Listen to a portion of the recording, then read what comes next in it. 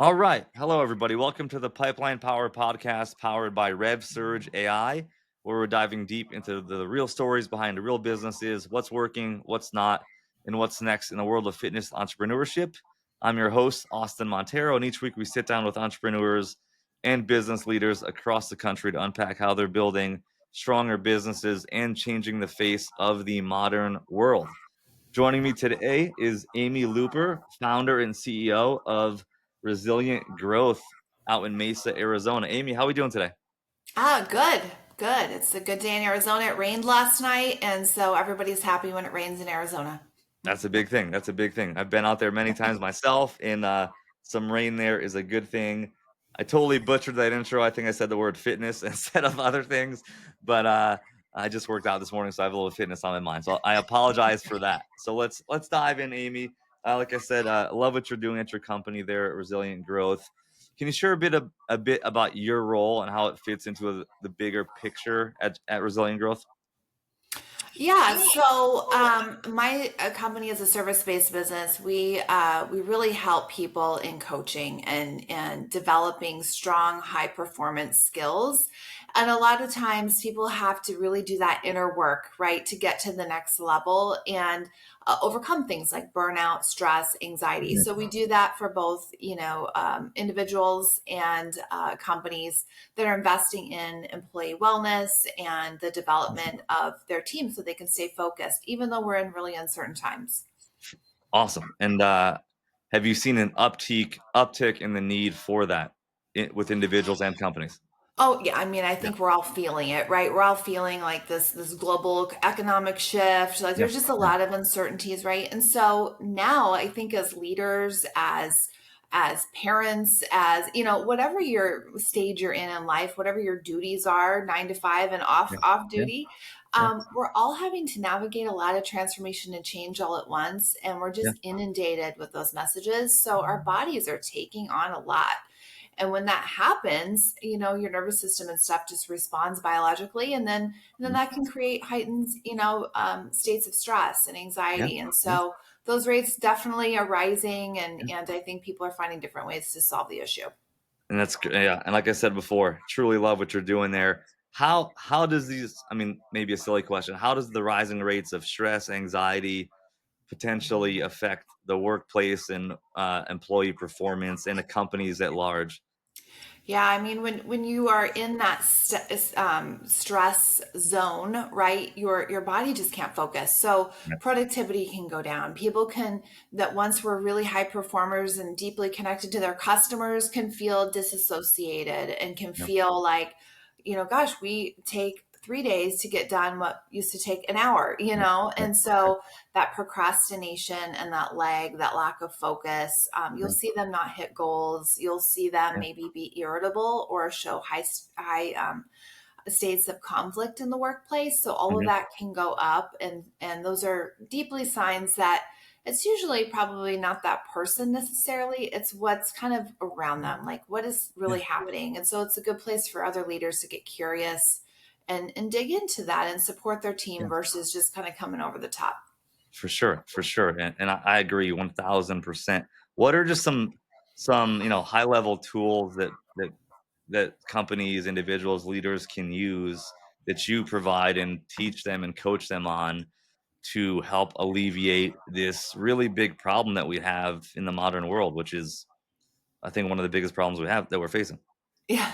Well, Yeah, I always like to remind people, life doesn't happen to us, it happens from us. So, yeah, as leaders, if we need to support our team in becoming regulated and becoming like, helping them through change and transformation and that kind of stuff as our yeah, organization shift, well, we have to also do the work. So, we have to make sure that we're leading from a regulated place, right, meaning emotional regulation, yeah, yeah, and really focus on that, and then it kind of has that nice trickle effect yeah, because when we can come into connection with our colleagues from a place of knowing our worth, knowing our goals, like being confident in where we're at, and we feel regulated ourselves and not anxious because somebody on top of us is coming down with the pressure, yeah, then we can really kind of cut that cycle, and then we can support our team in a really healthy way. And that's where we see teams really thrive even when they're going through a lot of change.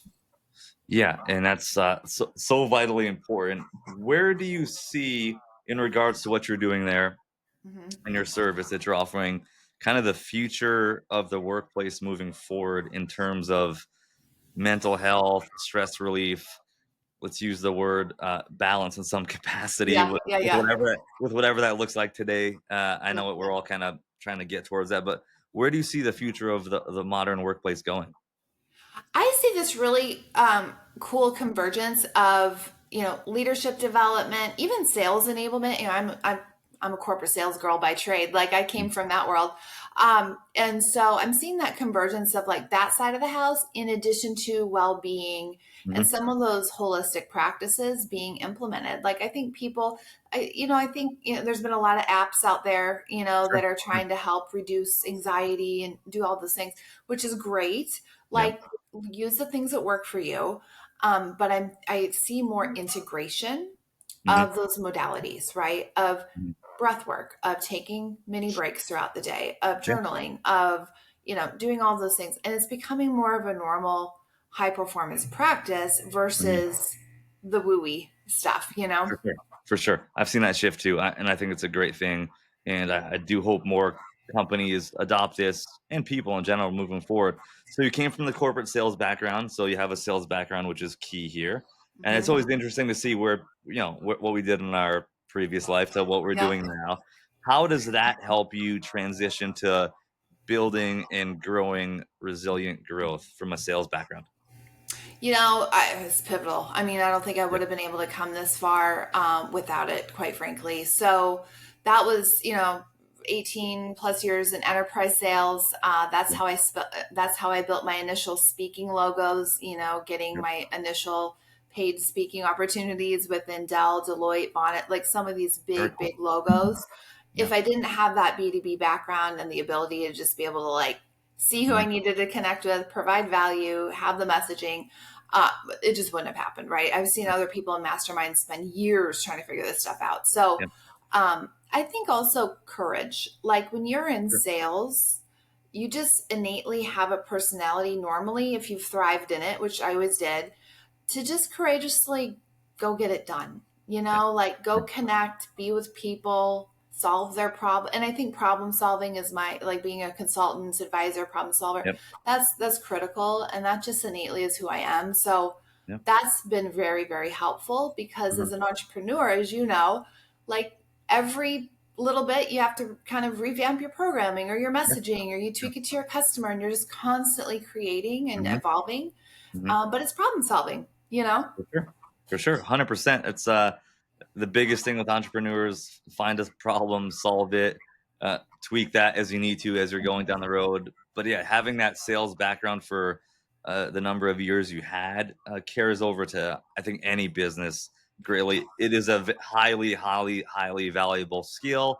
And at Mhm. the end of the day, you can now help and service more people because of that skill. So, Right. with that being said, Amy, what major shifts are you seeing in your industry right now? Major shifts. I kind of play in a different couple of industries. So I do some sales coaching at like Harvard Business School with tech Okay, founders, which is cool. pretty cool. Mark Roberg, who is a CRO, former CRO of HubSpot, leads that program and Yeah. has graciously invited me, semester after semester to coach. So what we see there is, I think, a lot of people um, a lot of people are starting their companies, Yeah. and really going for it. And so I see a lot of shift of people becoming more courageous and just leaving what they typically thought is security and just going for it, right? Yeah. Yeah. And those people I coach up Yeah. from an Sure. individual perspective. In the personal development industry, I think we're in a big trust recession with buyers. So I think buyers across the board in any industry right now are just they're just wanting to have a little bit more discernment before making investments. I agree. Yeah, Yeah. I agree. Are you seeing the same thing? Agreed. Yeah. 100%. Yeah. I say a lot. We kind of live in that post trust era, and that's Mhm. people are taking a little bit more time to decide things and do their own due diligence. So yeah, I mean, things change, and have you seen, has that impacted, Amy, your business at all from a growth strategy perspective or just overall business operations? Yeah, I mean, well, I would say I've always gone to business and always attracted people through like organic, through my content. Okay. And we either align or we don't. And I always say it's like I've built this business because it's a faith thing. Like God puts people in my path and like it just works Yeah. out. Yeah. There's really no rhyme or reason to it. Yeah. And I wish I could say there was like this repeatable method on the coaching side. Other places and masterminds and programs, and I've done them all, to try to find the shortcut to getting the coaching clients kind of thing. All of those, I would say, a lot of people have flatlined in their funnels because of the Mhm. trust recession, and they're Yeah. pouring tons of money into ad dollars that just haven't panned out. So I think we need to be smarter, and this is why I love AI, because I think we can be really smart, do our due diligence up front using AI, Mhm. Yeah. really understand where we should be spending our time, Yeah. and not just throw a lot of money, which we've all done, at experiments Oh, yeah. when that we don't really know if they're going to pan out. You Sure. know?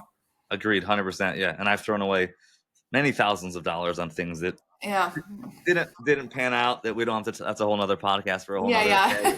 The yeah, wasted money podcast. But yeah. yeah, you're right there. So it's really cool. Obviously, marketing, there's different buckets, and how we attract and get people. Like, we reach out to people we know, we reach out to people we don't know, we create content. And I was on your LinkedIn before. You have good engagement there, which is awesome. From an organic standpoint too, which is not easy to do. It takes some time to build that.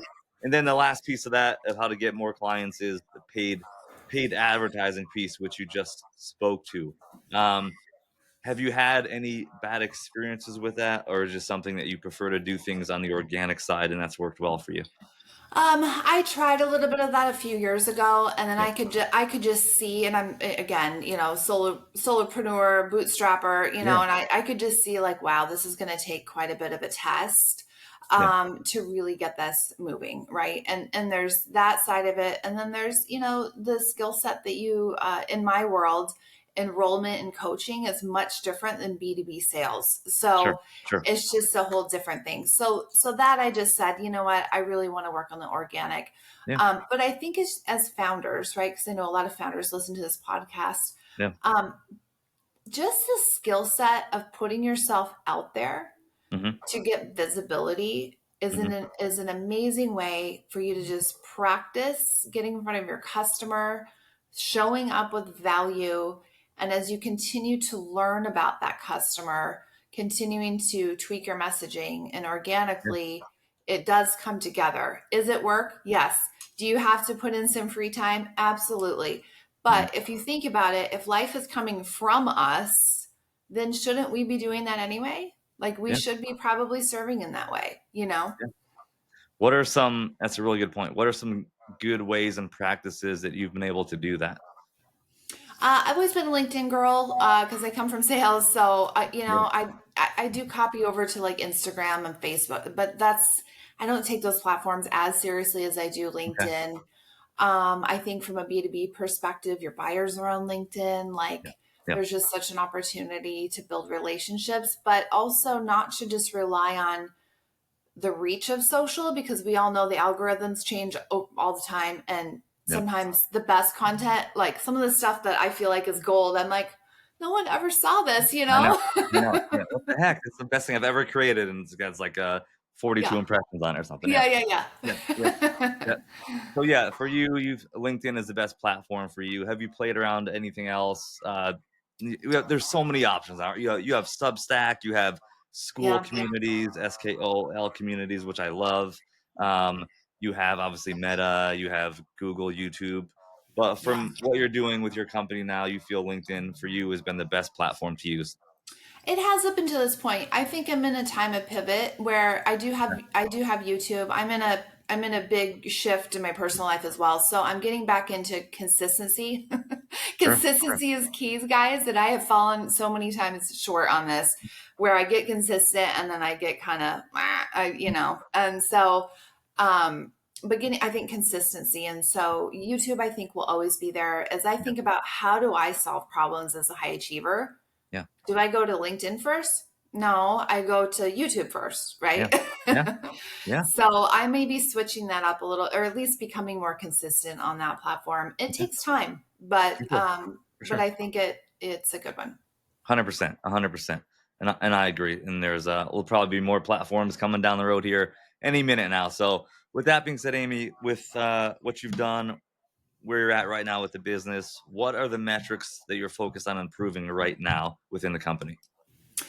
Well, I mean, revenue is always key, right? Mhm. But revenue buckets. So, Yeah. for me, I have, because I have two different streams. I've got the B2B work, Yeah. which is, I have a new corporate offering, which, I'm, coaching a big group of women in construction right now, about 50 of them That's through an cool. association. Yeah, it's a whole new thing that Yeah.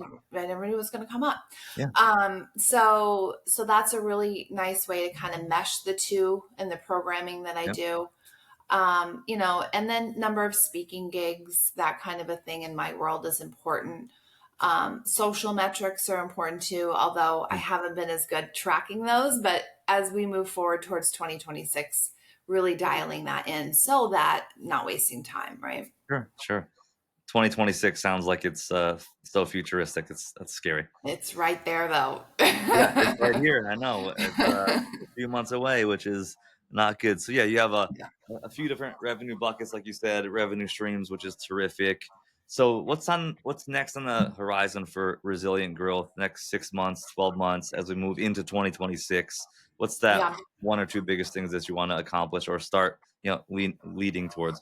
Well, we're still going to continue to serve really HR leaders and people leaders that are wanting to support their team in professional growth, Mhm. right? Building resilient leadership skills, and the core of that is emotional regulation. When we have an emotionally regulated workforce and leadership team, man, we can really do anything and overcome anything. Yeah, yeah, Um, on the other side of the business, it'll be helping more and more people overcome burnout, stress, but also like toxic relationships and things. That's a whole tangent down another road, but there's a really personal reason that I have to really serve people in that way, and so. Helping people and families heal, I think there's a huge need there. When we can take our emotional regulation, even with us at home, it heals the family. 100%. What do you think's the one major challenge today in the workplace that has led to, it may not even be in the workplace, but that has led to higher stress, higher anxiety, uh, the emotional issues that you first initially said when we started? Yeah. I, you know, I think a lot of people are just not, I see this. I see this in the group that I'm coaching right now. Consistently, people just kind of follow orders. They're not leading with their vision. They don't Mm, even have a vision. They're very mm, reactive to life. And mm. so when their boss comes down and says, "Hey, I want you to do the thing," and they're not aligned with it, they're unhappy, but they don't actually do anything about it. They just remain unhappy. And then this victim mindset starts to come up. Right. So it's a pattern of lack of leadership, and then just giving our power away. I saw your book behind you, Letting Go, from David Hawkins, great book. Oh my And gosh. I I know love it. it just popped You out at found me earlier. The David Hawkins book. Nobody's ever picked that out. That's amazing. I teach the emotional scale. I And love it's, it. Yeah. yeah, and it's so true. Like we have to flip it. We have to flip how we're leading our day, leading with intentionality, Yeah. not letting emotions and our circumstances drag us into a rabbit hole, all that stuff. I love it. I love it. And I could not agree with you more, Amy. I think what you're doing is so vitally important. And we appreciate you hopping on here and spending some time with us and sharing what you're doing at Resilient Growth. Before we go, where can folks find you, reach out to you for help to bring you into their company and your coaching program, all that great stuff? Yeah, my website's Amy Lee Looper. Amy Leigh Looper LOOPER.com. And same with, that's the same name I use for LinkedIn. So active on both. Beautiful, beautiful. Amy, thank you again for coming and sharing your story. Definitely gave us some valuable insights and definitely helped share some really good knowledge with our listener base. And anybody looking out there in the Arizona market, or I'm sure beyond, please feel free to reach out to Amy at those locations that she just dropped. That's it for today on the Pipeline Power Podcast, and we'll see everybody soon. Thank you so much. Take care. Bye.